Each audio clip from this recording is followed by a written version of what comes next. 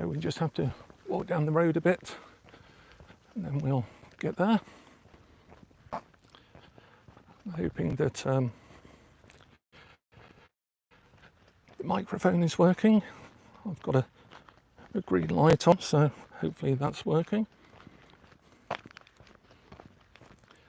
So Longmeg is a Neolithic stone circle, so it's about, I don't know, a good 3,000 years BC, so it's about 5,000 years old, so it's as old as stone circles get. Hello, the Grey Magus, what a nice name, what a wonderful name. Hello and welcome. You're the first person to join the live here today. Can you actually hear me? That would be really useful to know.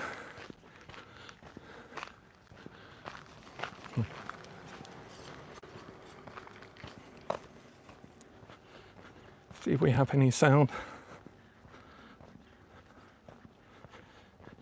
Excellent. Hello, Tony. Hello, Tony. So I promised we'd go to another stone circle. This is in the Eden Valley. It's about half an hour away from where I live. And it's a lot more flatter here. Somewhat flatter anyway. You can see around us. Far more cultivated as well.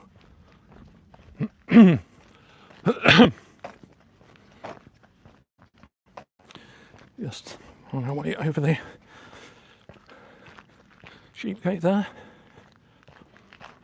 And I've got some books with me because I wanted to talk about the next lesson in the Anetheon for the members only, but hopefully this will be useful to people watching it on the public channel, because I want to talk about what makes my version of the Western Esoteric system one of the things about it that's very, very different to what other people are teaching.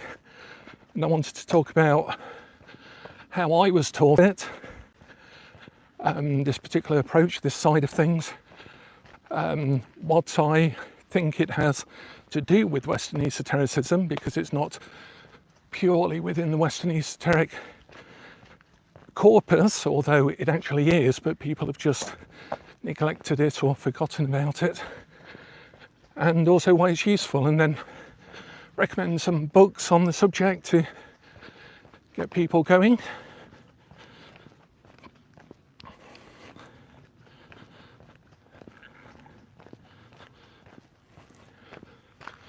So you can already see the stones now. Longmeg and her daughters is a very interesting stone circle because it's actually bisected slightly by the road itself. And we'll find somewhere quiet to talk as well, because it's a nice day and there are people around again, which people wouldn't actually stand on the stones. So there is Longmeg herself, and she is the leader of this witches' coven. And this witches' coven were turned to stones while they were dancing in the field. That is the legend. And it's said that if you count the stones and then go to Longmeg herself, she'll whisper in your ear. And it's cut from red sandstone, so we'll go and look at the stone in a minute. Here. There we go. Hello Bill, welcome, welcome. And hello to everyone who's supporting the channel by being a member, it's very much appreciated. I've got my next boot camp with YouTube on Wednesday and one on Thursday as well, so I can tell them that I've been a good boy and done my homework and offered some lives to help people see what the channel's about and where we're at with things. So we'll go and take a look at Longmeg herself in a second, and then we're going to take a look around the stones. But first of all, let's just take a wander through. And these are nice oak trees to our left here. Oak trees, very nice oaks, and it's the height of the summer here at the time of this live, so there are lots of people around. And you can see how the stone circle is actually bisected by this lane. It's barely a road, it's only more of a lane. You can see the stones here. And it said that if you count all of the stones, you'll never count the same number twice. And if you do, then bad luck or good luck, depending on which legend you believe, will be for you. So we can go take a look at the stones.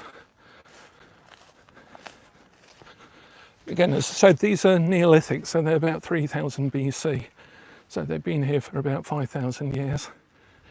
It's a very different energy to Castle Rigg, which is our local stone circle. Here we have a slightly, I don't know, it always feels to me like a local energy, as opposed to Castle Rigg, which seems more of a wider community sort of energy. And the stones, some of them have crystal in them, and it's likely those were chosen specifically so that you can line them up. You can actually line these up for the winter solstice, and also some of the moon phases are marked by some of the stones.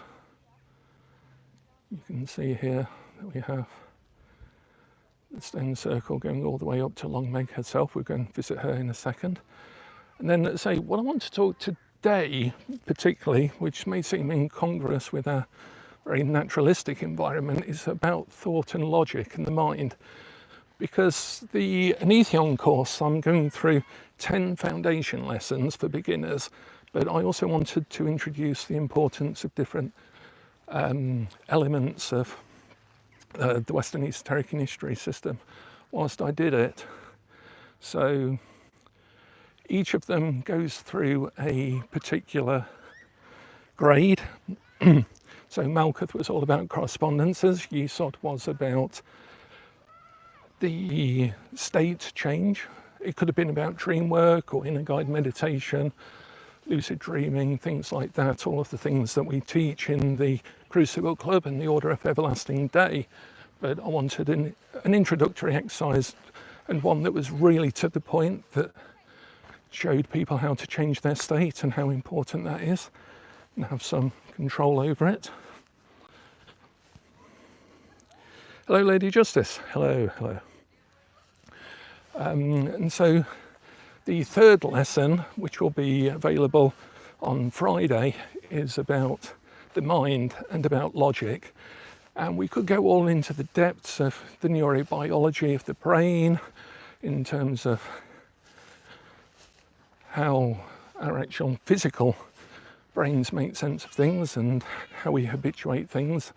But more importantly, I wanted to talk about logic itself and the whole idea of thinking, because this is one of the big things I was taught by my second esoteric teacher, my influential esoteric teachers, and he really drummed into me over a period of several years the importance of logic, thinking clearly, and symbolic logic in particular.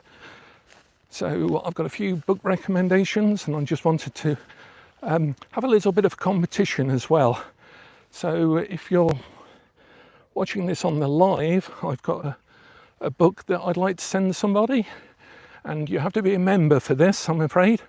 But if I'm going to give a little bit of a quiz well, not a quiz, a riddle of symbolic logic in a bit, and then we can have a competition, and I'll send you a book on clear thinking for the first person who gets the answer.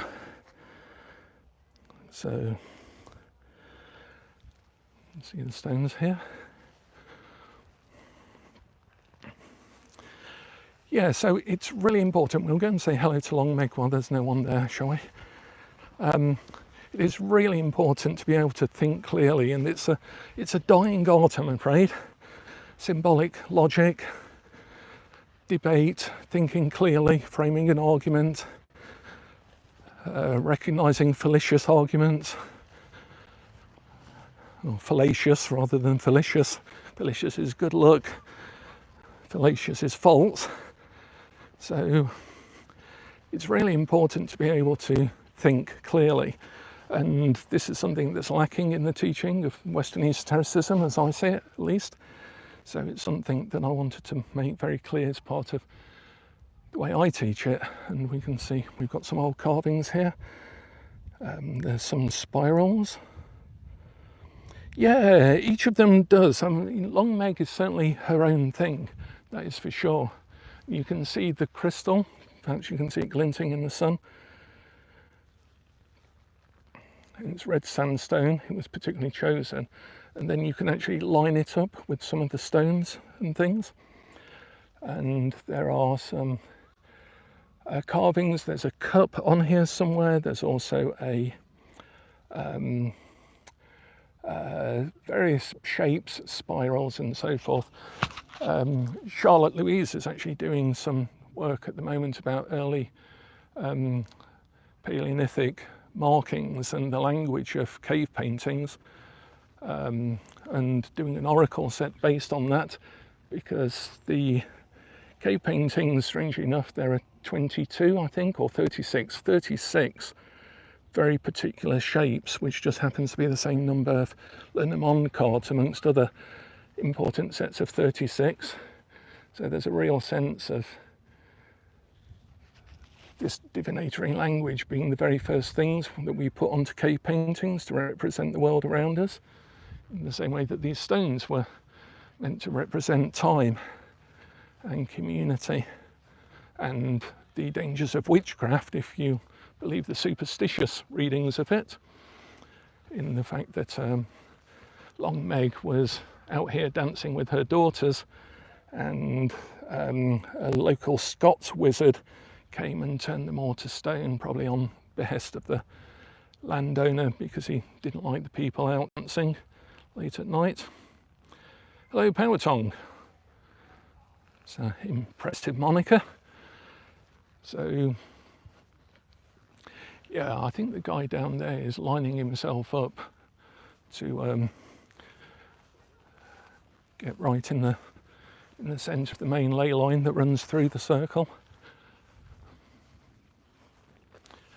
So we're going to sit by this stone, and I'm just going to get out a few books. I'm going to put this on a tripod. I now have a magical tripod for this. So let's have a look and see if we can we get the stones and Long Meg actually in shot. See how clever I can be. There we go. Good job, gimbal. Brilliant. Brilliant. So, symbolic logic then, and its importance in the Western esoteric and history system. Basically, it is because we need to be able to think, and then we can avoid the dangers of illogical thinking, dangerous thinking, distracting thinking, unclear thinking, confused thinking, and so forth. And when I was taught it, I was actually taught it fairly hardcore, in the sense of Charles Dodgson. And Charles Dodgson, as you might know or you might not, is actually known by another name, and that is Lewis Carroll. Lewis Carroll. So this is symbolic logic, and it's paired with a second book or treatise called The Game of Logic in this particular version. I wouldn't recommend this as your first attempt at symbolic logic if you've not come across it before, because it's convoluted. Rainbows are not worth writing odes to, can be broken down in symbolic logic. It might be a bit dark on the camera there. Strange actually, where's the light? Oh, actually, if we do it that way, then my hand isn't in the way. I think it's my hand that's in the way. Yeah, I don't know if you can see any of the convoluted writing there, but it's absolutely convoluted linguistic symbolic logic. No heavy fish is unkind to children. How do you break that down into its subject, into its proposition, into its class, and interpret it? But there are some better books in terms of more contemporary books about thinking clearly, the one I'd recommend, and the one I'll send the winner of our quiz in a bit, is Are You Thinking Clearly by Miriam Frankel and Matt Warren. That's really interesting about thinking. Another interesting book, if you want a general reader with a load of different ideas in it, The Rules of Thinking by Richard Templer. International best-selling series that's full of interesting ideas. A book that actually my son recommended to me, The Art of Logic, How to Make Sense in a World That Doesn't, Eugenia Cheng, and that's an interesting, important book. And one of my favourites is What to Do When You Don't Know What to Do. This is a good title, a bit like Feel the Fear and Do It Anyway. This one by Neil Eskelin is a really interesting book about, this deals with emotive thinking as well, whereas some of the others really deal with logic in particular. So there is a sense of having at least some access to, or thinking about thinking itself, and that is entirely critical thinking is really missed outside of academic studies in Western Esotericism, and it's really important. The book that introduced me to it via my second esoteric teacher, he gave me Robert Thulis's Straight and Crooked Thinking, which I've used so much I can't find at the moment, but that was first published in 1930, and it's been republished and edited several times since, but that is a good introductory book as well, although some of the other books I've shown also deal with that. So excellent. So I'm just holding the camera again because the wind's blowing it, and Amazon provided tripods are not made for the actual wild, and this is barely wild as far as Cumbria goes, that's for sure. This is very rural, very pleasant. So here's the question then. So here's a riddle, and if you're a member, you feel free to try and answer this riddle, and the first one to do so, whether it's in the live or in a recording, I'll send which one was I going to send? Are You Thinking Clearly by Frankel and Warren, a free copy of that to you as a prize, as an incentive to answer the question and to have a think about it. Because, hello, Carol, hello. So here's the question, or the riddle. And it's set in the Wild West. So in the Wild West in America, a cowboy rides into town at 2 a.m. on Wednesday. So 2 a.m. in the morning on Wednesday. And he finds somewhere late, he finds somewhere to stay. He finds an old saloon that's actually still open. And yeah, good morning, meddling sheep. Yeah, it's, what time is it here? It's 2:20 here in the afternoon. So the cowboy arrives on Wednesday into this small town, a very small town, and it's 2 a.m. in the morning, but he finds somewhere to stay, and he arranges to stay there. Okay, Lady Justice. Well, I don't think you're a member, but I will have to give you points for getting there first. Have you heard it before then? I'm assuming you've heard it before. So indeed, the riddle is to really tilt the mind towards the cowboy, towards the town, and the fact that he then spends 2 nights in this saloon that he's managed to find, and he still manages to leave on Wednesday. So how does he do that? How does he manage that? And excellent. Okay, Lady Justice. Well, you definitely get the book. I'm sorry to members that might have had to think about it even more. So well done, Lady Justice. You're living up to your moniker, I guess. So, and the reason that I wanted to give that riddle that the cowboy arrives on Wednesday, leaves on Wednesday, but he spent 2 days there, is because it often leads people to think about time zones, the size of the town, the fact that it's the Wild West, all sorts of things, and all of the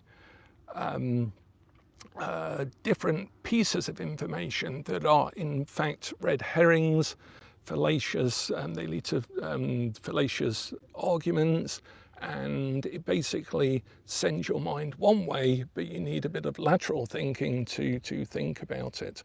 So there is a sense of that being a good example of thinking clearly and not being able to think things through, the actual process of symbolic logic itself.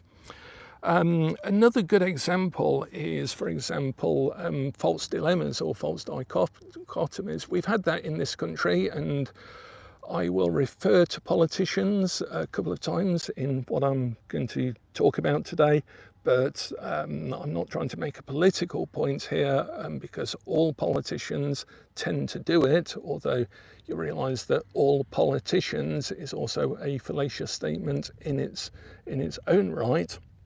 But a lot of politicians do tend towards abusing logic in order to make a political point. One example of many from both sides of the aisle, both sides of the divide, both sides of the party, depending on which country you're in, is Lady Justice. Excellent. So you get a book. So I was being led to a fallacious conclusion based on your moniker as being Lady Justice, but you could be any type of person who just happens to believe in Lady Justice. So there is a sense of, more recently we've had a argument about stop the boats, about illegal immigration into this country. And it was literally a political slogan, stop the boats. And that is a good example, a really immediate one, a slightly obvious one, I guess, of a fallacious dilemma, fallacious dichotomy, in the sense of it being you either stop the boats or you do not stop the boats, and there is no room for any further discussion about it. There's no middle ground, there's no alternative. It's presented as you do this, it's A or B. In terms of George Dodson, Lewis Carroll's symbolic logic, it is A or B. And that is not reality. That is not the actual solution. There's a lot of solutions in reality that are going to be somewhere in between the A or B. And that's for politicians to decide and to discuss, and for us to vote on, I guess, in our form of democracy. But the actual argument itself is wrong. It's just wrong. Another brilliant example that I'd like you to listen out for, so I'd like to set you an exercise, and this will be part of the exercise that's actually in the deeper lesson, in the members only section for lesson 3 of the Anetheon. And we've actually got the stone circle to ourselves now. That's rather nice. So we've got the entire stone circle to ourselves. The last 2 visitors are just leaving. So there is a sense of, Carol, for example, here's another good example of thinking about thinking. I heard a politician a while ago, and unfortunately politicians and celebrities are our most common examples, but we will know them from our own families, our own friends, and people we argue with in the bar or wherever it may be, that we end up in discussion with people over a table or wherever it may be. There is a sense of, hello birds. Avery is also nice. Yeah. So this is local. This is Long Meg and her daughters, and this is about half an hour drive from where I live in the Lake District. And actually, I'll do a standing up while we talk about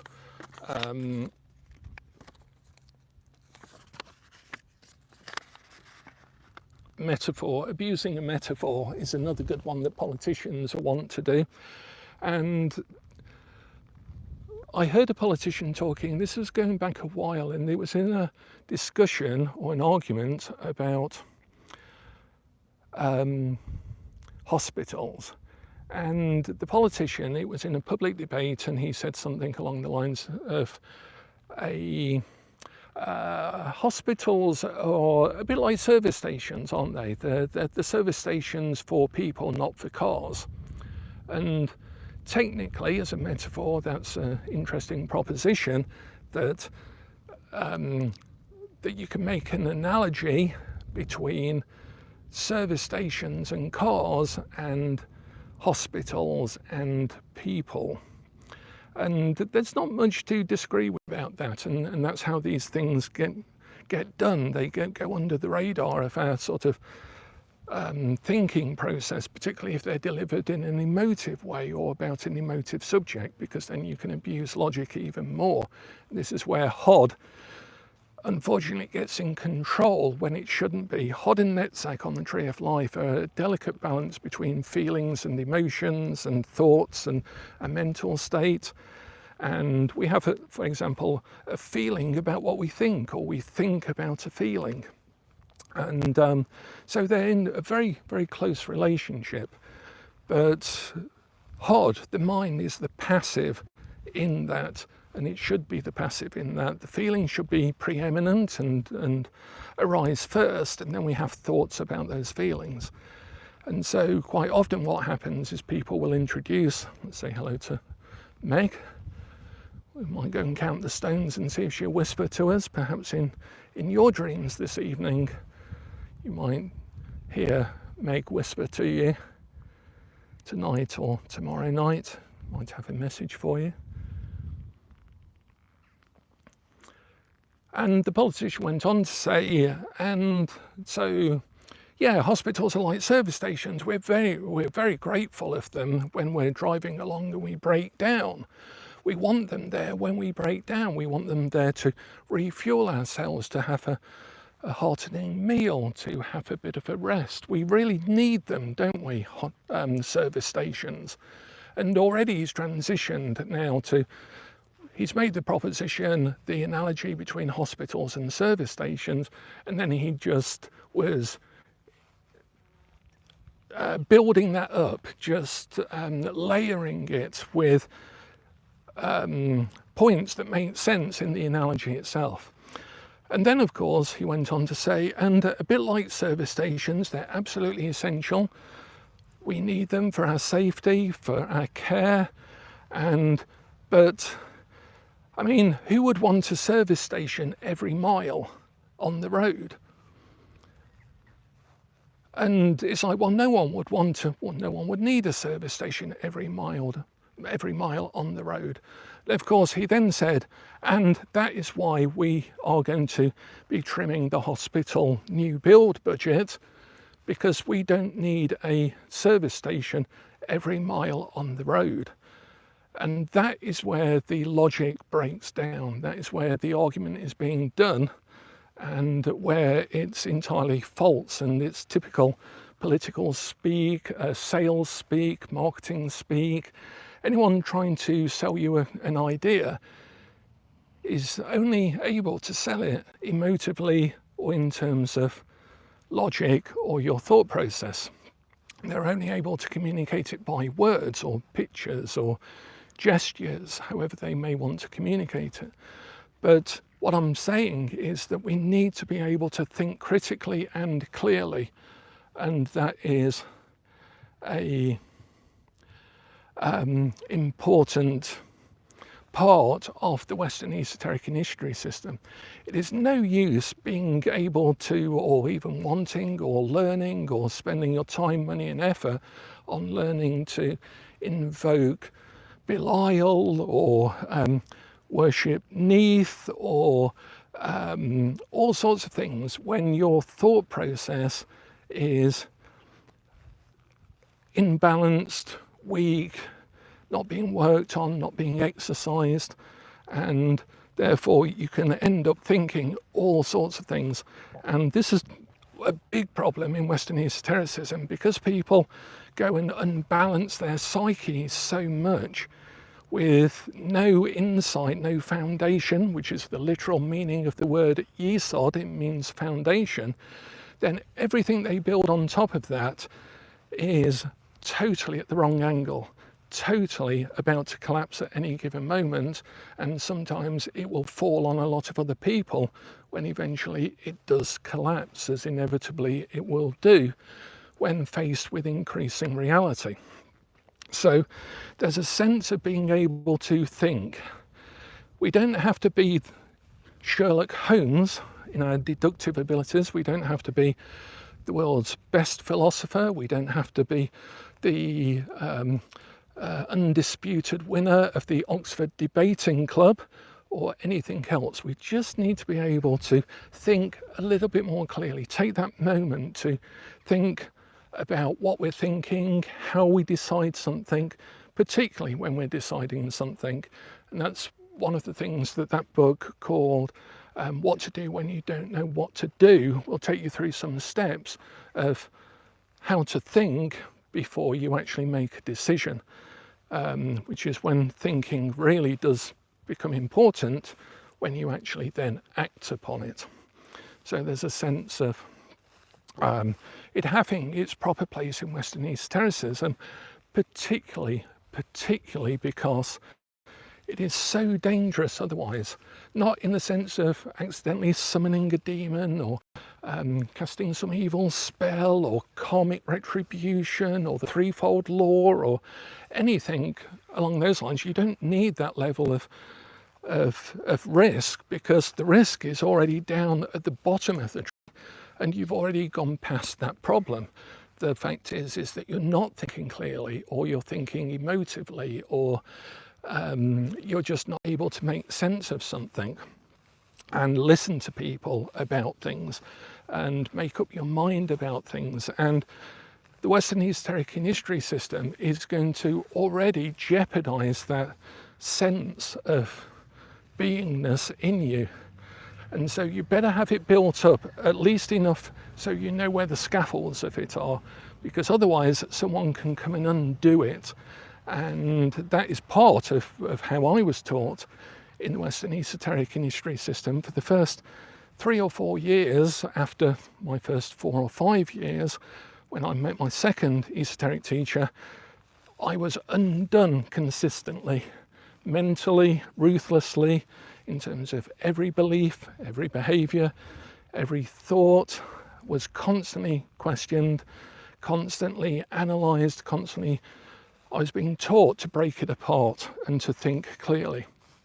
And this is why I now teach it. It was taught to me, so I now teach it to you, in the sense of, I think it's very important. And again, like all of the work that we do, and particularly in the Crucible Club and the Order of Everlasting Day, it doesn't stop. We don't use it as a graduated rung. At graduation, our grades are actually in a spiral. And so we go round it all of the time, each of these things in our lives. So there really is a sense of being able to often come back to it as well, and to have another think about it, and work out whether our thinking about thinking is actually good thinking, and then to think about our thinking about thinking, and so forth. So that's really what I wanted to share today. Take any questions as well, of course. You don't have to go into the depths of symbolic logic, but I would encourage you to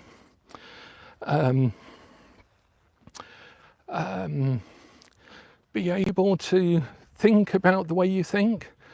The second volume of the Magister, which is currently in reproduction along with the first one, will have a lot more on the, I guess, neurobiology, the actual biological structure of the brain and how that affects our thinking, our behaviour, our sense. I'm just going to stand at long legs end of Long Meg's shadow here. You can see that. There we go. So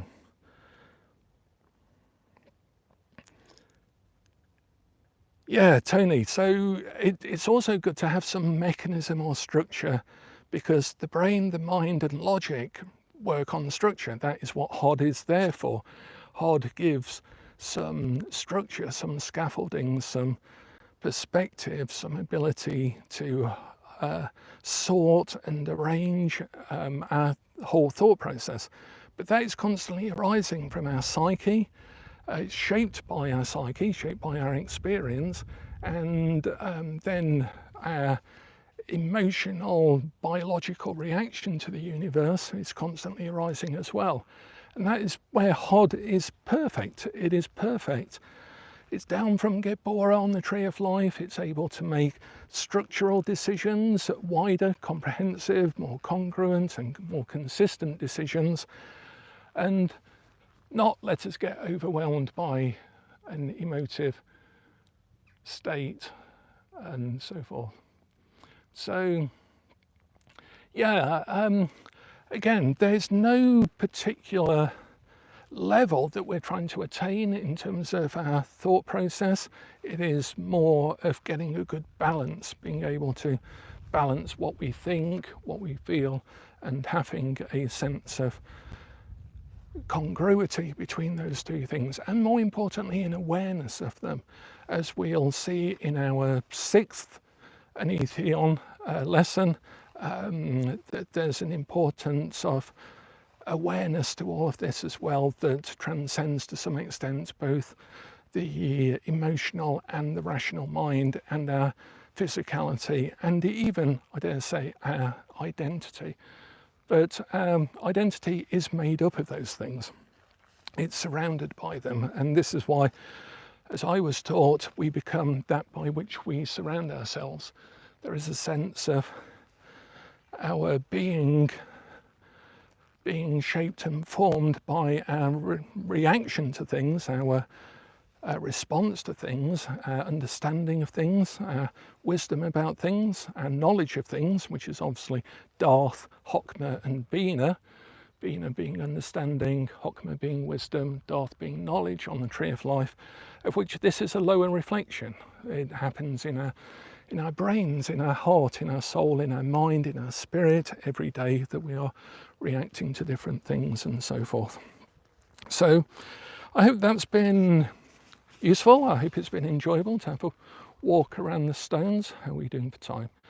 We are about 38 minutes, so I'll take any questions. I'm happy for any questions, and then I shall leave us in the middle of our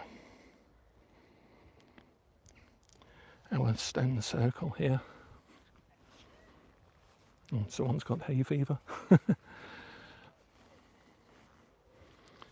Yeah, we've just been joined by a couple of people coming up, but until then we have the stones to ourselves. We've done a couple of rituals here, personal rituals, but not for quite a while. It's been quite a while since I came here, because this is not our local stone circle. We are blessed to have many in the Lake District of various shapes and sizes. We've got the famous Arthur's Seat, which is actually, I think, a lot less visually impressive than here. So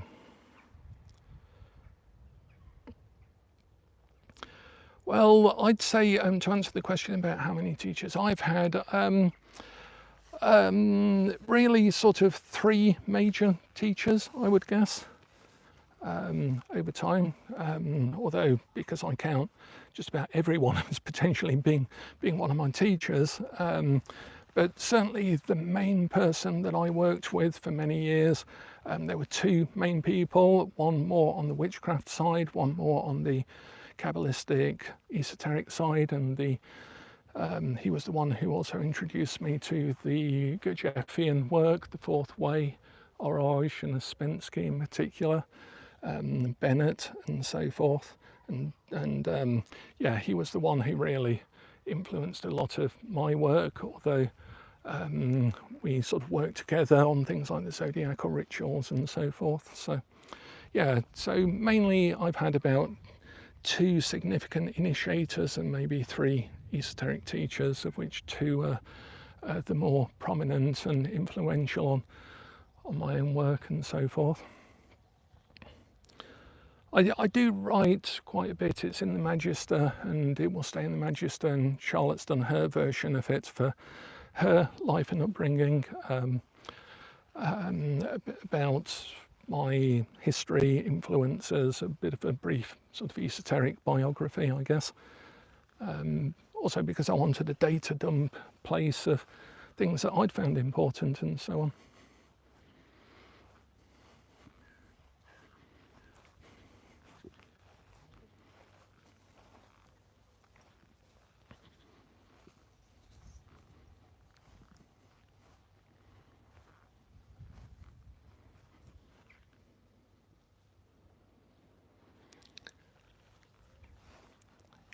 Yeah, to be honest, when I come back to places like this, it's very much, it reminds me far more of the hedge witch stuff. In fact, just over the horizon here, headed, if I can get it right, about that way, is a place called Alston. And Alston's quite got a bit of a hippie vibe to it.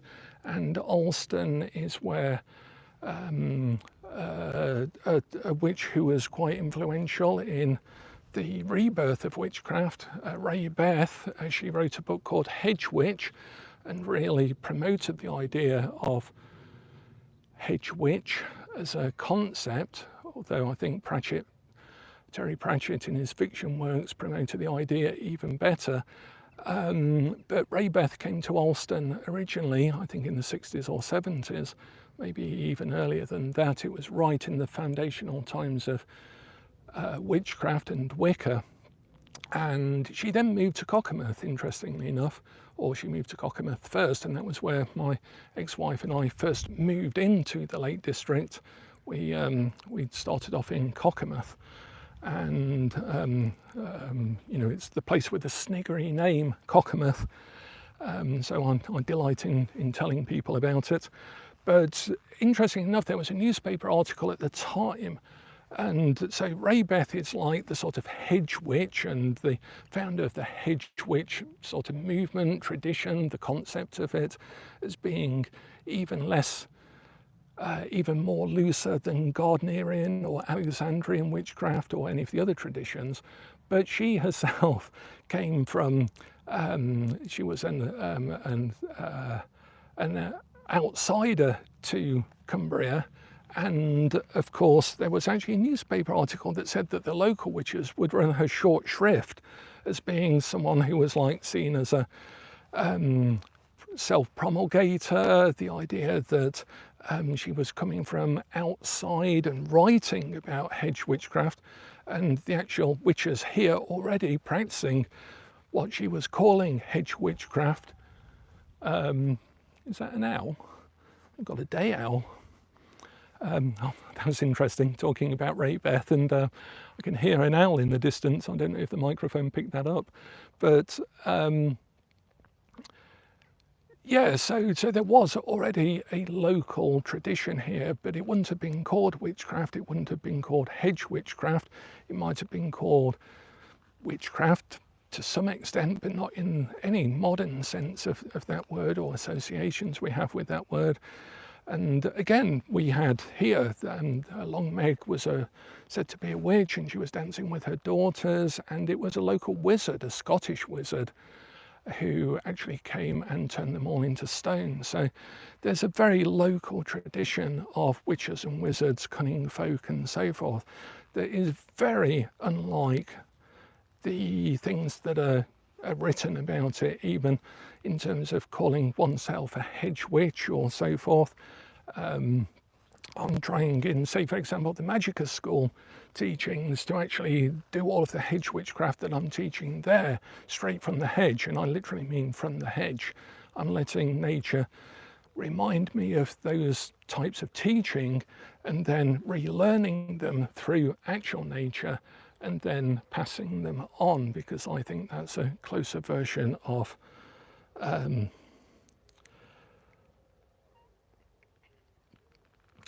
actual witchcraft, as this is the actual magician's bookshelf. It could have easily been called the actual witch's coven, and let's hope we don't all get turned to stone by some paid off mercenary Scottish wizard. So off topic, what's that? Have you got any tips on overcoming writer's block? Oh, that's an interesting one, yeah. Oh, thank you. Thank you for the comments about the video. I literally watched the first 10 minutes of the actual 1 hour instructional video on the gimbal, and I realised that I'd been pressing the wrong tracking button. I didn't even know it was a tracking button. And there's all sorts of things. There's a whole hour of instruction for the buttons on this object that I'm holding.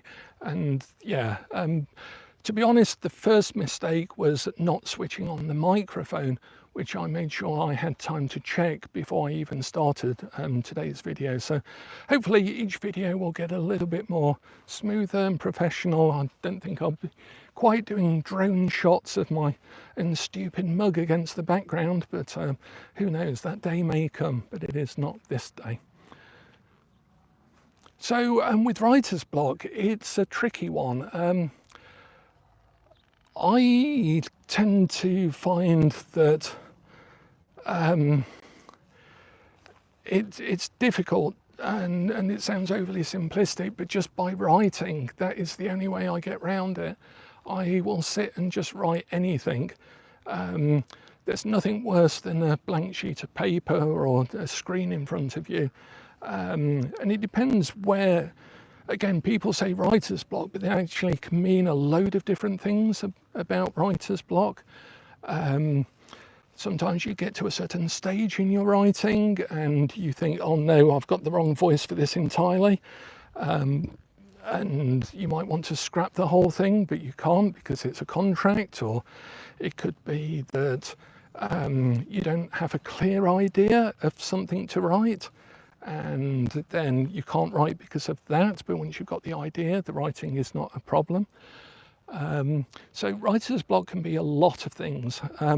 It can be a motivational issue about, it doesn't have to be about writing, it could be about cleaning the kitchen, for example. I don't know why that one came to mind, but it could well be that you need to express it publicly, that your kitchen is an absolute tip and a mess, and that's why you've got the camera pointed at a wonderful stone circle. And then when you get home later, you might find yourself suddenly being automatically, before you even know it, having tidied the kitchen up because of the deep shame in admitting as to why you're distracting yourself from tidying the kitchen up. So it could be anything along those lines, and it could be a bill. If you want to just drop a comment, or I'll a bit more specific, or just drop me a private mail, I'll be happy to give you a few ideas if I can, because I tend not to get writer's block, to be honest, in the sense of I have other organisational challenges in my life, but writer's block is not one of them. In fact, that makes it worse for the actual writing, because I will prevaricate about something, and then once I get started, I won't stop until it's actually all written. And that's not to say I won't get writer's block in its traditional sense of just sitting down and not being able to write anything at all. I'm sure that can and will happen, but there are lots of different types of writer's block. My writer's block I do have, but not maybe in the classical sense of that. So what else?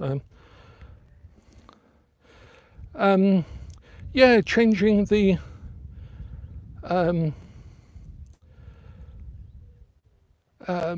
yeah, you have the ideas but then go blank.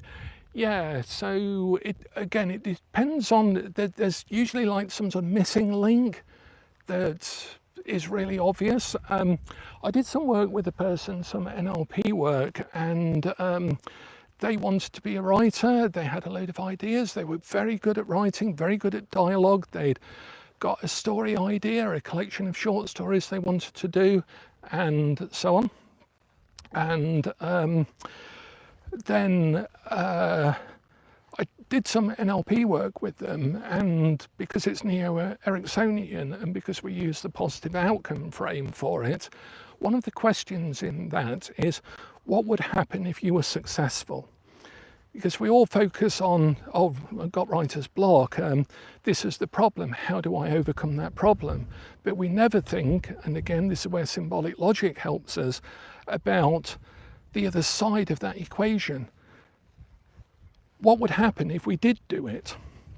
And when I asked this person that, they went to great length to explain that, well, if it was really, really super successful, they'd become well known, they'd make money, they'd become a known author, published author, they'd have an agent.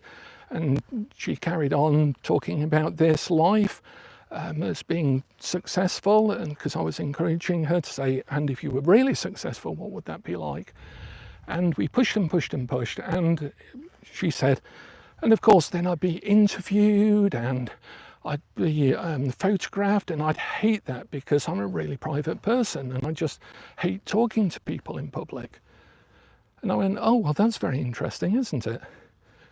And she just like stared at me like she never even thought that a consequence of the success could be one of the things that was blocking her. And she went home and she started writing, and she finished the entire collection of stories, because for the other half an hour of that session, we did some work just talking about people who managed to protect their privacy and who are very famous authors who have the ability to protect their privacy because they are well known and because they have boundaries and blah, blah, blah. And once her mind had got a few counterexamples to the unconscious belief that was embedded behind her success while she was focusing on her failure to write, that wasn't the problem at all. It was actually the success that was the problem, the block. So her writer's block was on the other side of success, not on this side of not writing. And so once we'd found that, then we could undo it with some counterexamples, and off she went. It was difficult then to stop her writing, and she did end up publishing a book of short stories. But yeah, it is important, as I often say to my co-author Tali Goodwin, the only thing we have to do is write. It's a very simple job. Yes, you can get carried away with the research and everything else, and the feelings and the emotions and the poetics of it and the deep spirituality of it. But at the end of the day, if we're going to be writers, then we have to write. And actually sitting there and just writing a brief 10 lines or a haiku.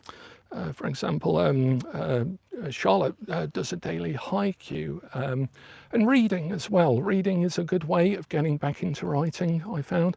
Sometimes if I lack the spark a little bit, then I just need to read a good book and think, oh, I wish I could write like that, and then have a go at writing. And again, for some people that wouldn't work. They'd find themselves comparing themselves on some sort of scale of writing that doesn't exist. I don't find that. I just get inspired by reading what other people have written and then think, oh, I'd like to do some writing. I quite enjoy that. I enjoy reading, I enjoy writing, and that for me is one of those missing links. If I'm not feeling that, then I can't write at all. So thanks for the question.